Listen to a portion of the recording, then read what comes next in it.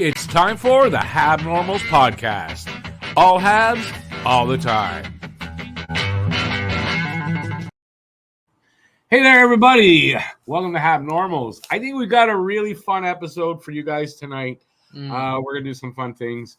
I'm not going to say much more. We're going to talk about a few different things. Not all of them Habs relate. Well, I mean, NHL, so it's Habs related. So not all Habs topics, but I think it's going to be fun. And we are going to start off with something that happened today. First, we're in the same shirt, sort of. I'm going to introduce my co-host over there. What's happening? Matt. Yeah, he's with me all the time. And Harry couldn't make it tonight. All right. So enough of that awkward opening, but this is going to, speaking of awkward. All right. So the Toronto Maple Leafs had a big announcement today. And they, it was probably the cringiest thing I have ever seen the NHL do in any Apparently, way. Brad Treliving doesn't know how to open up a box. Yes. The cringiest thing. And that was they had their now former captain, John Tavares, who is now the alternate captain, introduce their new captain, Auston Matthews, in a little ceremony that they had. It was really cringy. So here's the picture. Toronto Maple Leafs name Auston Matthews as franchise's 26th captain. So, Captain Underpants, finally. We've been calling him that for a while, and now Captain Underpants is in place in Toronto. What do you think of that, Matt? I mean, for all you listeners who was listening to Pucking Around, we talked about it on the most recent episode because the news broke that this was coming about literally a second before we recorded. But no, I don't like the pick. I think Morgan Riley should be the captain of that team. I think he works the hardest on that team. He always tries, especially in the playoffs. He's one of the only players that consistently, lead by example and play with a lot of effort. But that's besides the point. I watched the ceremony before we recorded this show, and I mean, first off, I feel bad for John Tavares. I don't know why they had him there. That's saying a lot. Like, if you could say we feel bad for John Tavares. Yeah. It must be pretty bad. Like, he clearly didn't want to be there. I don't like. And I mean, would you really you just got stripped of the captaincy, and they want you to go on camera and christen Auston Matthews as the new captain? Like, I didn't like that at all. Brad Treliving can't open up a box. I thought that was hilarious. Everyone's standing there in awkward silence, and he's fumbling around with the box. There's the jersey in it. Videos out there on Twitter and probably elsewhere, but go check it out. You'll see what we're talking about there. But yeah, it was just cringy as hell. Yeah. They looked awkward. They shook each other's hands, and it was just awkward. I just don't get why they would have done that. And we say they stripped the captaincy. Now they say it's not, and Tavares.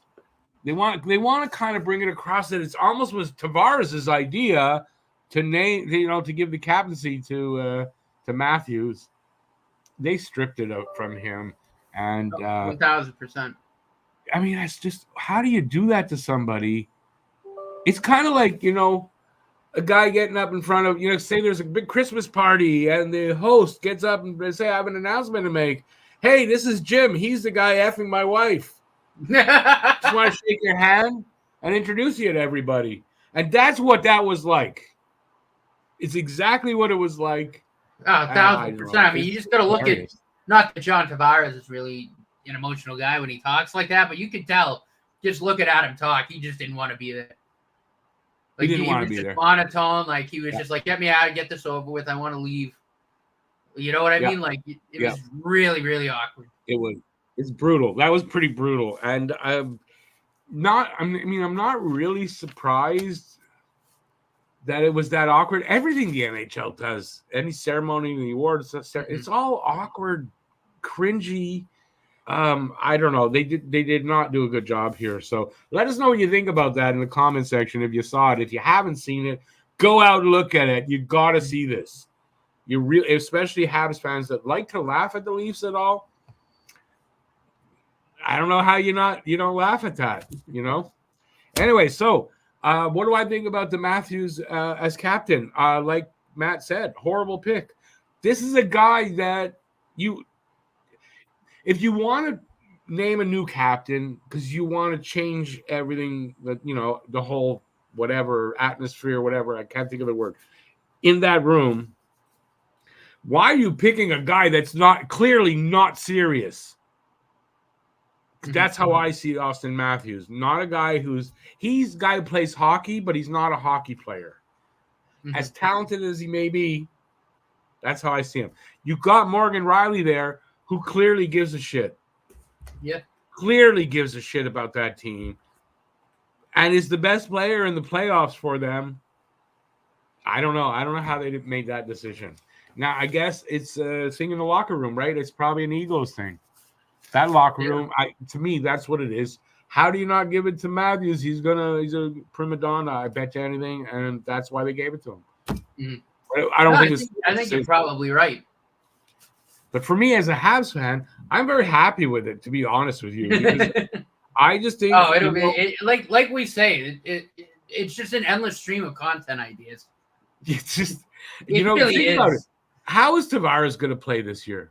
Like, is he going to light up the league after what did just happen? Really? So you took one of your big four, because that's all you got there is a core four. You took one of those core four, and you probably ruined his year. Yeah. You're ruining helping to ruin your chances to win a playoff series and all that. Anyway, we'll see. I had them finishing first in the division. I'm questioning that at this point because I after seeing that, I can't see how that locker room. I don't know. Even with the new coach Berube, I can't see it being good. Anyway, I'm happy. You can't write this stuff. It writes itself. It really does. Anyways, like I said, let us know what you think about that and go check it out. You should. Next thing we're going to do here is something I think is going to be fun. There's a picture, and I'm not sure where this comes from. It's a picture of old Habs players taken recently. This is very recent. So they're all old, and they're standing on these stairs, and I don't know where they are exactly, if it's a golf tournament or whatever. The point of it is, name all these old players, because you can look at them, the odd one you'll recognize and the odd one you won't. So we're going to see if Matt can guess how many they can get. Now, when I first saw this, I only missed on one guy that I didn't know who it was. I thought it was someone else, found out it's not. I did not see a list, and I guessed them all except that one guy who now I know who he is. All right, so this is the picture right here. Hopefully it's big enough for you guys. I can't help that, but you can. Yeah, at some point you want to pause this and see if you can figure out who they are. We're gonna go over them right now. So, Matt, the ones you got. Let's start with the back row on the top there. Yeah. So starting on the left, obviously that's Big Bird, Larry Robinson. He's got like 2 feet on everybody else. And you can see the number 9 you can see the 9 on his jersey. Yeah. That was pretty easy. Next to him, Serge Savard. I didn't recognize him at first. Rick gave me that one. Yeah, I didn't either. I actually thought, oh, that's one I didn't realize I didn't know. And then I looked really close, and who is it? Serge Savard. No. Oh, I thought you were talking to the guy next to Savard. No. And then that's next to him, next to Serge Savard is Guy Lapointe. But you're right. You didn't know if it was. He actually said, "Is that Serge Savard or Denny Savard?" Then I said, "Yeah, they don't look the same." Yeah, and then we got Guy Lapointe next to Serge Savard, which I didn't know. Rick pointed out. Yeah, it took me. I had to get a really good close look, and I went, "Oh yeah, that's Guy Lapointe." And then next to Guy Lapointe, obviously that's Ken Dryden, one of the best goaltenders ever. And then the next row, the guy wearing the C, the little dude over there, that's the Roadrunner, Ivan Demidov. He's the first one that I recognized when I first saw this picture. Yeah. Me too. Instantly recognized him. And then after that, I really don't know. Yeah, I'm gonna tell you. You know what? I'm gonna say honestly, the guy on the other row next to Cornway, I'm actually not sure at this moment who that is. So we'll leave that. Guy in front of him, that's Bob Gainey. You can see the 2 and the 3, and you can recognize him. Across from Gainey, wearing the 2 and 2, it's got to be Steve Shutt, because this is, I believe, they're all 70s Habs. So that's got to be Steve Shutt. Let's see. Who is the guy right in front of Steve Shutt? Well, I know that looks like a 23. It's 22. Look at it's the 2. Okay, on his right arm, that's the second 2. On the left arm is the first 2. It's 2. That's 22. That's Steve Shutt. Okay, I got you. Yeah. So that's got to be Steve Shutt. Who's that right in front of Steve Shutt? Right down in front of him. Who is that? You can see a number 8 on the arm. Who was number 8 back then? Do you remember? Everyone's screaming in there. I know. That's Doug Risebrough. Okay. It's Dougie Risebrough. Across from Risebrough is kind of Gainey as well. Okay, right in front of Risebrough, I think that I'm not sure who that is. I thought it was Lemaire, and I'm realizing that I don't think that is Lemaire. And he's got a 1. I don't recognize the face, so I guess that's one I missed. Across from him, that's number 11. That's if you're a Montreal local person, you know that's no ass. He's an asshole. We used to call him asshole because he used to do a Dorian Suit commercial, and he would say he wanted to say no hassles, and he would say in Dorian Suit there's no asshole, and we called him asshole. But that's Ivan Lambert. Mm-hmm. In front of Ivan Lambert, I'm looking at that guy. It took me a few, and I go, 21. Dougie Jarvis. That's Dougie Jarvis. So that is Guy Carbonneau before Guy Carbonneau. Mm-hmm. Right? Also, great defensive center. Wore the same number, too. And that's Guy Carbonneau before Guy Carbonneau. Across, in front, that's Coach Bowman, obviously Scotty Bowman. Now, number 27 there. I'm looking at it. I'm going, I haven't seen Shane Corson in a long time. Is that Shane Corson? Because I hadn't put together the theme here yet. And so, so then I see a picture of Knuckles Nyland. I guess they were at a golf tournament. That's what this is all from. And he's standing next to this guy, number 27, Rick Chartrand, defenseman that they traded to L.A., I believe, when they traded Steve Shutt at the same time. Steve Shutt they traded to L.A. at the end of his career. All right, so let's go over this. So we got Robinson, Savard, and Guy Lapointe, the big 3 standing right next to each other with Ken Dryden. Got Yvon Cornway. In front of him is Steve Shutt. In front of him is Doug Risebrough. In front of him is Unknown. And Rick Chartrand in front of him. On the other one, go from Doug Risebrough back. Risebrough, Lambert, Bob Gainey, and Unknown. So I got 2 unknowns there. So number 5, it's either 25 or 15, right? For that guy? I'm trying to think back in the 70s who wore number 25. And to me, that's got to be Jacques Lemaire. Because that was Jacques Lemaire's number. It was number 25. So that's got to be Jacques Lemaire, unless that's a 1. And that would be Réjean Houle, but that does not look like Réjean Houle, does it? That does not look like Réjean Houle. So unless that's a Hab that, I don't know, because Lemaire was there from the 60s and the 70s, so his number 25, nobody else would have worn it in my day. Anyways, I don't know. And this guy up in front, I don't know. He's got a 1. He doesn't look like Mario Tremblay, but I want to say that's Mario Tremblay. And his number 14. And another reason why is he's right in front of Risebrough. Tremblay and Risebrough came up the same year. They were rookies the same year. Had good years, too, that year. Anyways, thought that would be fun and didn't realize that there were guys in there I didn't recognize. All right. Hopefully you had fun with that. I think go put the picture back up. I think you're right. About which one? Both of them? No, the one in the glasses. I think that's Mario Tremblay. Yeah, it doesn't really look like him though, but I think if you Well, this is a picture of him. You can't. That's him with Patrick Waugh. with the Oh, glasses that's on. Mario Tremblay. So that's Mario Tremblay. I got it right. And he's right in front of Risebrow, and that makes sense, like I said. That means the other guy is Jacques Lemaire. That's number 25, Jacques Lemaire. So I got them all. Yeah. All right. Hopefully that was entertaining. I don't know if it was. Let us know what you think in the comments section about that. Would you have gotten all those guys without needing a list? Let me know. All right, we're going to move on to another story that's not about Habs. There were 2 offer sheets given out, or yeah, I guess that's given out, signed, because an offer sheet isn't, you wouldn't find out about it unless the player who they're offering that to signs the offer sheet. So St. Louis offer sheeted 2, count them, 1, 2 Edmonton Oilers players. One of them is a defenseman, Philip Broberg, and a forward in Dylan Holloway. Let's see, I got the info on what the numbers are.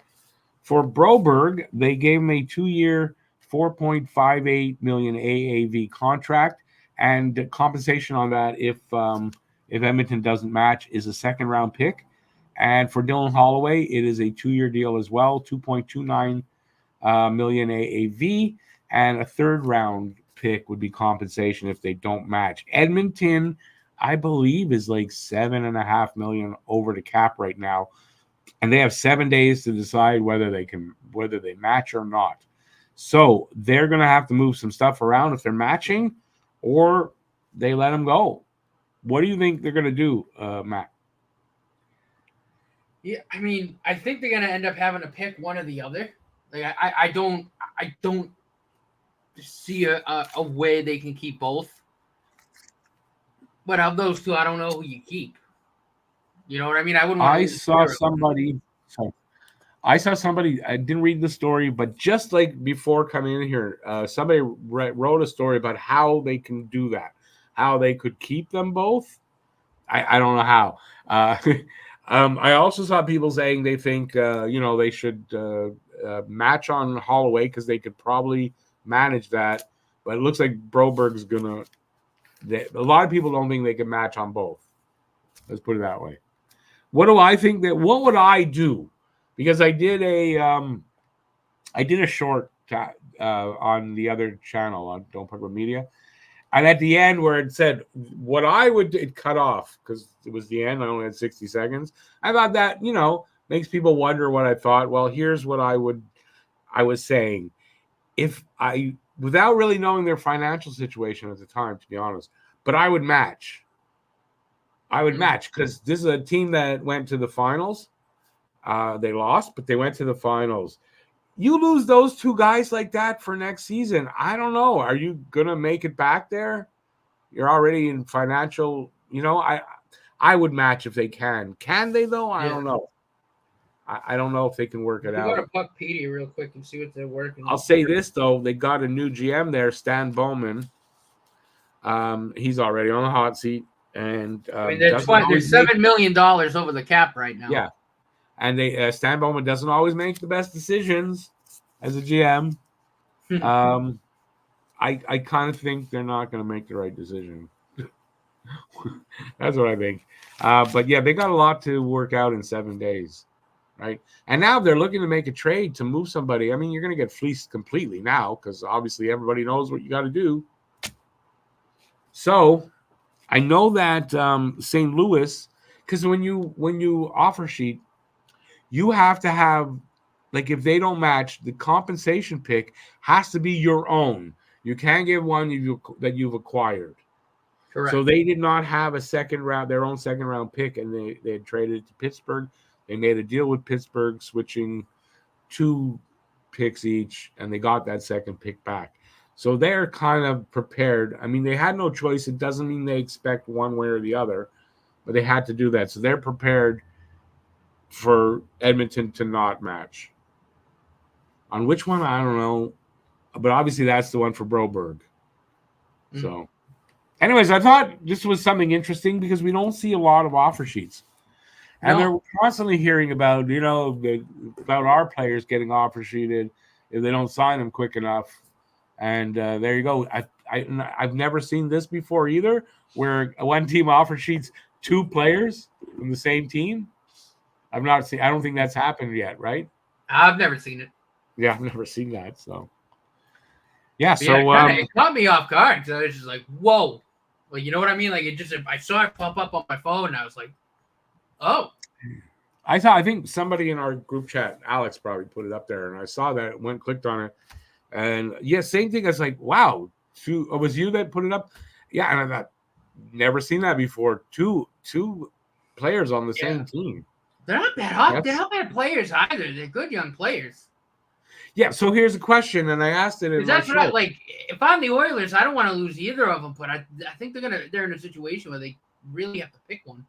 Okay, so here's the question: are they not happy there or something? Because they signed. So what would be the reason that they would sign the offer sheet? Especially the team just went to the finals.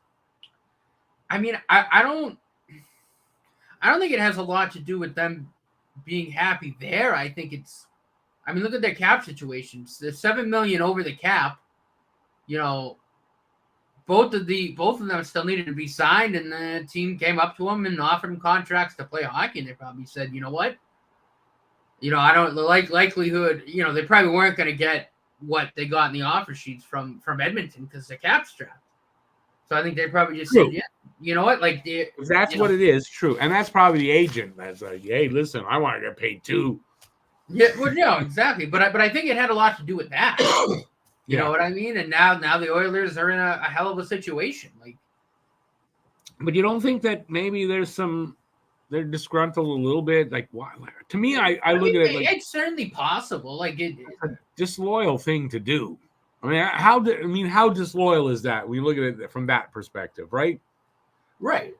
It's it's like cheating. It's like cheating. Yeah. Right. They went out and they signed a contract with another girl. Right? That's what it's like. So I wonder what the situation is there anyway. Now I know that I went through this could be the Stan Bowman thing too. I went through this kind of debate about Jack because they signed him, but before they signed him, people talking about they're gonna get an offer sheet and all that. And remember, and I said, yeah, he's not going to sign an offer sheet. Right. So, and people trying to convince me, yeah, listen, if you give him the money that you give him an obscene amount of money, he's going to sign. Who wouldn't sign? I still don't believe that's true. Some people will and just take the money, but I don't think that's true for everybody. Right? Because you're not going to offer Arbor Jacki $10 million. Especially Arbor Jacki. Like, I feel like his mom would have a few stern words for him if he did that. Right, but exactly. The other thing, not the character. It could be the Stan Bowman thing, bringing him in to be the GM, and these guys just said, "Well, we don't want to play under him." You know what? I didn't think about that. You know what I mean? Like that could be another reason for it. I mean, like I said, not the best GM. Plus all the shit that happened. Yeah, where he came from in Chicago. Maybe just on that, I don't want to play for that guy. Yeah, that could be. I didn't think about that. Anyways, out there, if you're listening or watching, I should say, let us know what you think about that. Why they would sign these offer sheets, and what do you think is going to be the outcome? There's 5 days left now. Yeah, is it 5? No, this happened yesterday, so 6 days left. You get a week, right? A week after 7 days. We got 7 days to match. So, yeah. So let us know what you think about that. And we're going to move on to talk about the Habs now. We're basically going to talk about Ivan Demidov. And what are we going to talk about? First, I think I'll just show you this. So Ivan Demidov is going to captain Russia's under-20 or U23 team at a tournament called the Puchkov tournament. I think most countries don't let the Russian team in, right? Am I right? So yeah. I think this is a Russian tournament, or it's from one of the countries right around them. But I mean, he's going to captain it. And that's August 22nd to 29th. I don't know where we'd be able to watch that, but I thought that's interesting, at least showing I guess, Russia Hockey Federation showing confidence in Ivan Demidov. Yeah. It's come out also, and I don't have, I don't have anything about this, but from everything I'm gathering, I think this is pretty, you've probably seen this or possibly have seen this. Demidov is going to be the 13th forward with SKA St. Petersburg in the KHL, which means not a lot of playing time coming his way. Right. So he's talked about it. There was an interview that was put out, actually. He said, I may go to the VHL so I can get more playing time. The VHL is the AHL equivalent in Russia. But Montreal has come out and said that they want him in the KHL, and that if he's not in the KHL, they have options. What those options are, we don't really know. Mm-hmm. Will he play in the KHL much at all? We still don't know that. He can't be loaned to another team like Michkov was last year, the last two, I think, right? Right, yeah, because it's the rule. I guess it's a rule over there. He's in the last year of his contract. He can't be loaned to another team. Yeah, when you're in the last year, they can't loan. Yeah, so he's either playing in SKA or he's playing in the VHL, and yeah. I mean, I'd much rather have him over here in the AHL if he's going to be playing in minor league hockey. Not that playing time is bad, because it's not. I mean, I want him to have as much playing time as he can get, but I just think playing the AHL would just be a lot better for his development. You know, because I feel like at where he is skill-wise, you know, if he plays in the VHL, it's going to outclass everybody. Like, he's a hell of a talent. I think he should be playing KHL hockey. I mean, we'll have to kind of see what happens, but I don't know. I find it hard to believe that the Canadians would let that fly if they put him in the VHL. But what are their options? That's the thing. What are their options?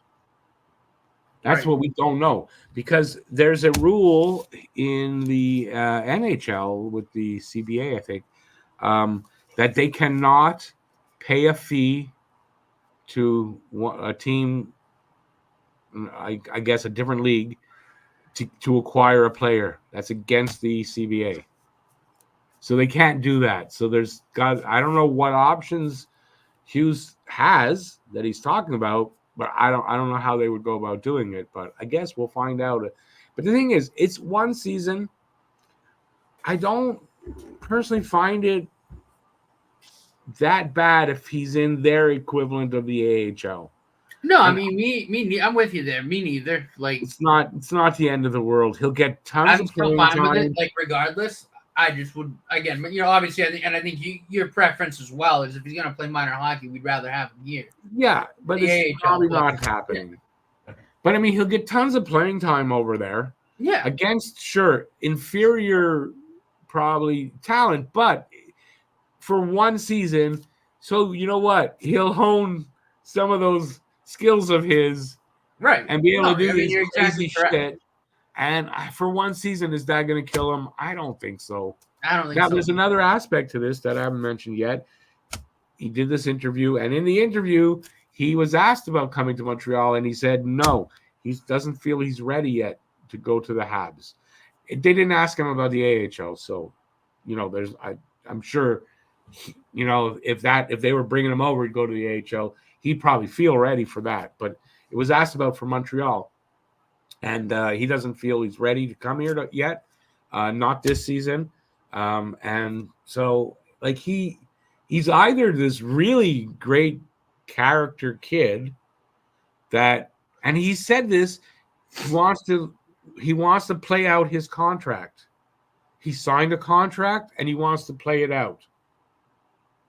That's really what he said too. Yeah, and you know, when you brought this up kind of before we came on too, I kind of was on the path of, you know, I think he's just showing kind of his humility. I think he's being humble, right? Like, because I think skill wise, like, we know from what, you know, watching his highlights and stuff, he could probably come over to the NHL and be fine. But yeah, I think he's just being humble. I think he probably still wants to round his game out a little bit and keep working on it. And yeah, I mean, he wants to finish his contract. It's 1 year.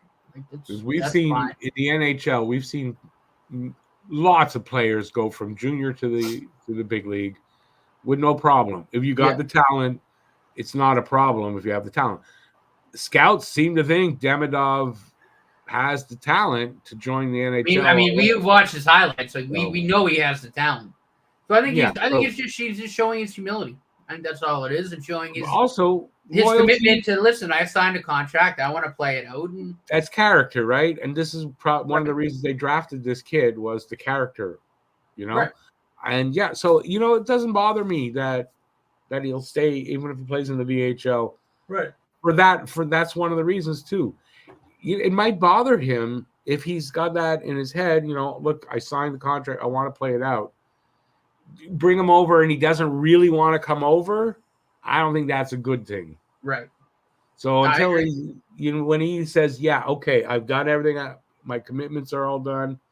As a person, I feel I'm ready to go over there." Yeah. Till then, I don't think the need. So I don't know what the options the Habs have. You got any idea what other options they are? Not really. No. I mean, the only thing I can think of is if they bought out the last year of his deal, but they can't because they can't. Apparently, they can't do that. I don't know what Philadelphia did, but they did not pay a fee or anything to get him over Michkov.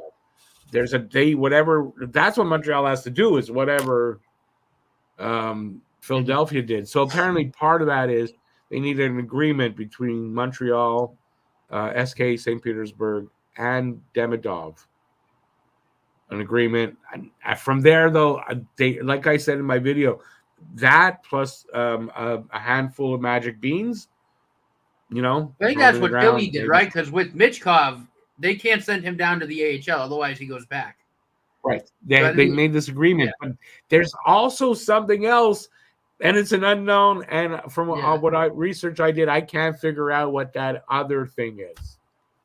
Mm-hmm. So, is it worth it though for them to do all that to bring over a kid that says I don't want to go there yet? No, I don't think so. No, I agree with you.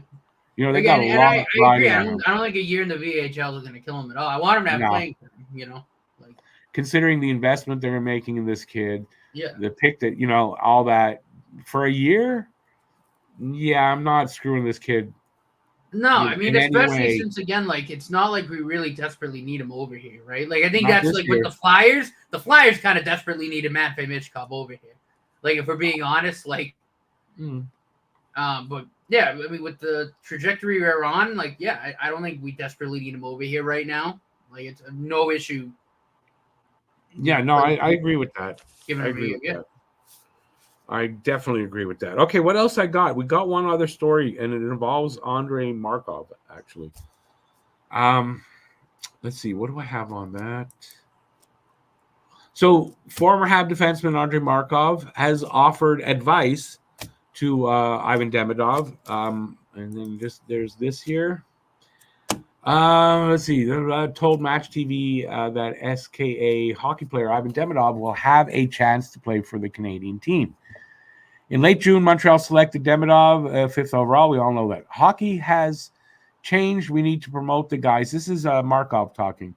Hockey has changed. We need to promote the guys. I'm very happy that our Russian hockey player was drafted by one of the greatest NHL clubs. He will definitely get a chance, but at the same time, there's pressure in Montreal that he will have to cope with. If he does this, then playing for Montreal will be the best memory of his life. So someone wrote how to cope with this pressure. Learn French. And you know what? Honestly, he has. Do you know that he speaks a little French already? Yeah. He's learned English. And this apparently all in the last year and a half. He learned English and French. His French, he says, not there yet. His English isn't great yet, but it's not bad, though. It's passable. And give him 2-3 years, and it'll be that much better. But he's also learned some French. And so I got to ask this question. I just think of this. If he did that over the last year and he didn't know where he was going, that was the team he wanted. Yeah. Right? What other NHL team you would need to learn French to go to? None. Right. So, right? He must have been starting. He must have been hoping to come to Montreal, which is great. I mean, don't you think that's great that you got here's another kid, Oh, great, 1,000%. and he wants to come here, not Yeah. just I'll go wherever I'm taken. He preferred to come here. He didn't say that though. He wouldn't have said that, and he said, "I'm not going to say where I," because he was asked, and he said he wouldn't do that. So that another thing shows character. Yeah. So that brings up a question on top of this now, because, and I don't know if I read this or not, but I wrote it down as power play coach Andrei Markov with a question mark. I think I read something about somebody talking about that. I know the rumor about Kovalev doing that. I don't mind having Markov come over as a power play coach, and think about I don't mind him having him on the coaching staff at all. Whatever he does, and how much that would ease Demidov's time here. Yeah, his first season, having his power play coach be Andrei Markov, right? That transition would be a little bit easier, don't you think? Oh, it'd be a hell of a lot easier. And Andrei Markov, great power play performer, right? So I mean, performer. I don't know. I mean, that's why his nickname was the General. Right, but is it all? I'm trying to think. I haven't. Not that I know a lot of power play coaches, but do defensemen make power play coaches?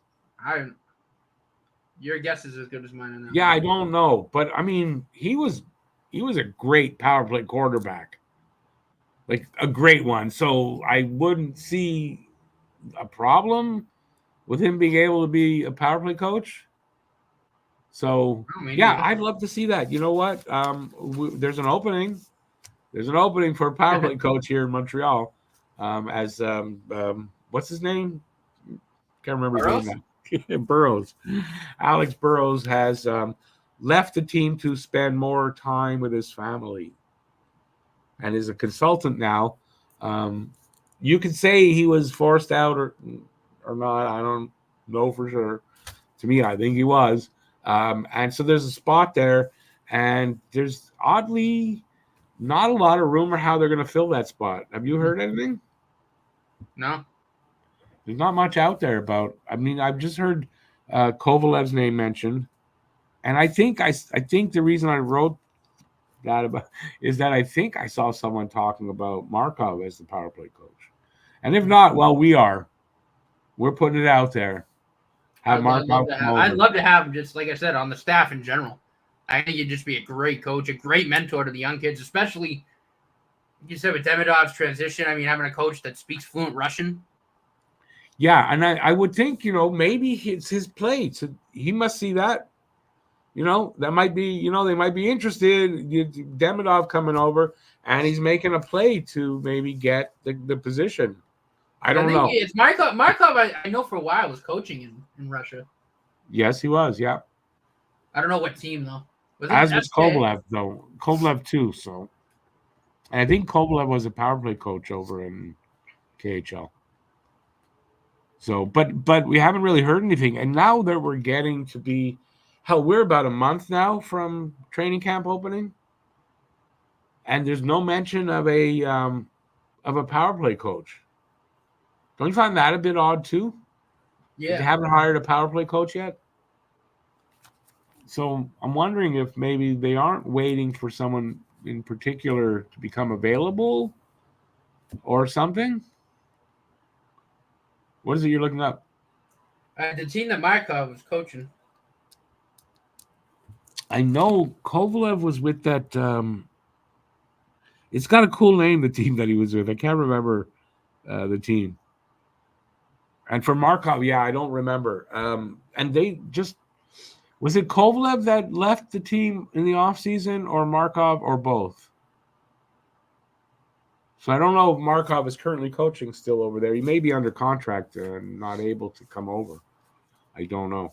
But that sounds like a really good idea. Let us know what you guys think about that. Would you like to see Markov as a power play coach here in Montreal?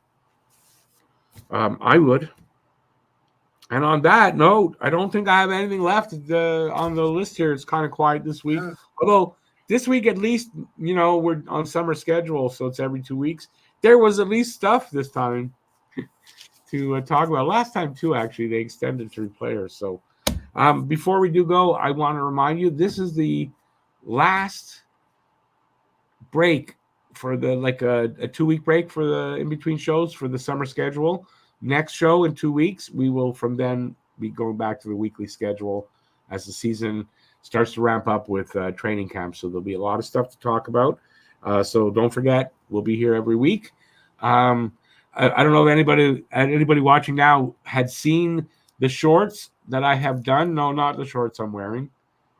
I did 3 shorts now, actual real ones. I've tried this before and did them wrong. But so we're going to be doing this a lot for both channels, is that when things happen and news breaks, we're going to do maybe all of us do individually. So there may be as much as 4 or 5 of these shorts out there, giving our opinions on, quickly on what happened, and then, letting you know that we're going to be talking about it on HabNormals or whatever podcast is coming up. So look for the shorts out there. I don't know if you can look for them. Can you look for shorts, or they just sort of pop up when you're looking at? I don't know. No, you can look for shorts. Yeah. So he was an assistant coach, Markov, with Vityaz and Spartak. Spartak, yes, I remember that, hearing that name. I guess he wants to be a coach. So he's currently not signed anywhere, right? Correct. So yeah, I mean, maybe we're starting a rumor.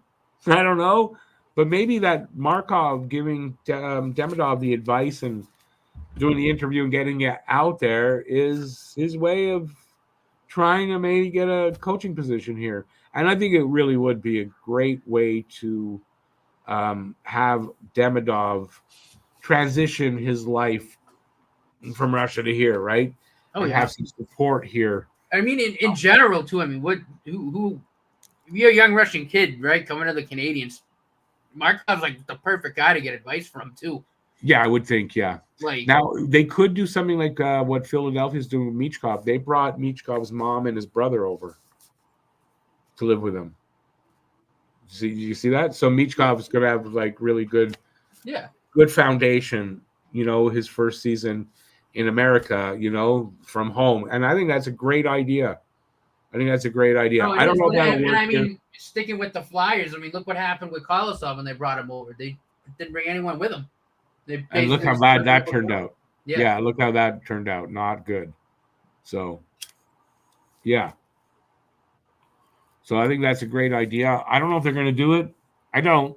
But you know what? Over the next month or so, we're going to find out about Markov getting – they got to hire somebody as a power play coach. I mean, I can't see them going through a whole season without a power play coach. No, me neither. I mean, that's not going to happen. Right. And I don't think they're going to hire somebody for one season necessarily and then change him next year. Like, I think Markov knows that he wants to get hired now and be in the system and be with the team as Demidov comes over. Mm-hmm. Yeah, I'd welcome it. It's my thoughts on it. I don't know. Let us know what you think. You agree with us, or you have your own thoughts on that? Let us know. And that's going to be it for us. We're going to take off. Thank everybody for watching. Really appreciate that you guys are watching us.